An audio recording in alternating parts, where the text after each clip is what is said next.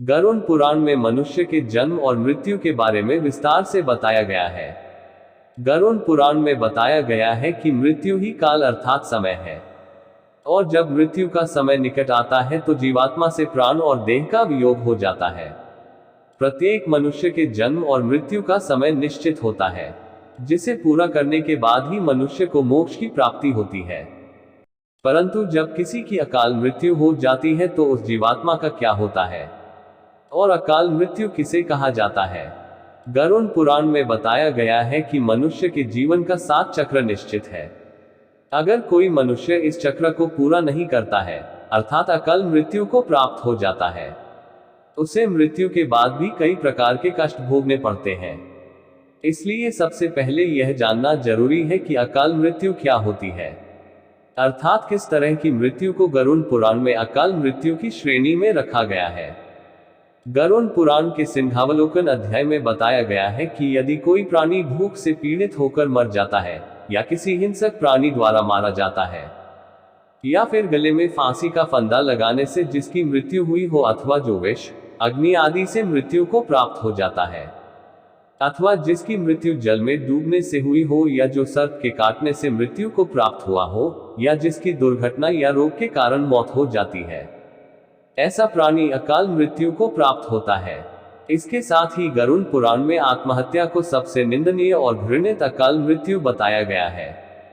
इतना ही नहीं, भगवान विष्णु ने आत्महत्या को परमात्मा का अपमान करने के समान बताया है।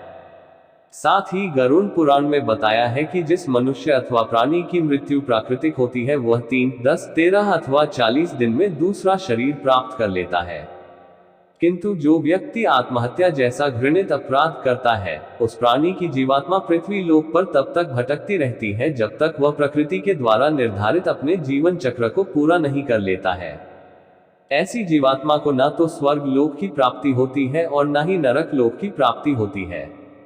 जीवात्मा की इस अवस्था को अगति कहा जाता है।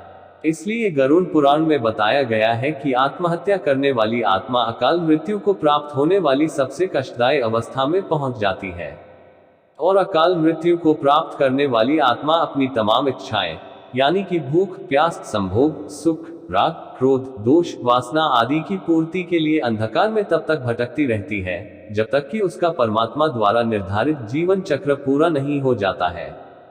अब सवाल उठता है कि किसी भी प्राणी की अकाल मृत्यु क्यों होती है।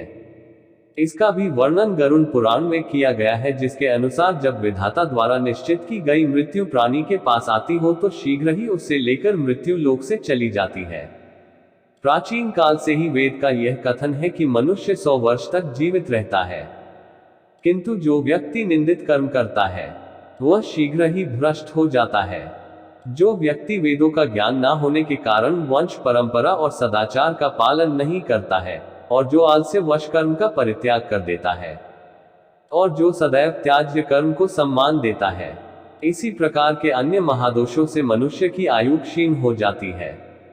श्रद्धाहीन, अपवित्र, नास्तिक, मंगल का परित्याग करने वाले, द्रोही, असत्यवादी ब्राह्मण की मृत्यु अकाल में ही यमलोक ले जाती है।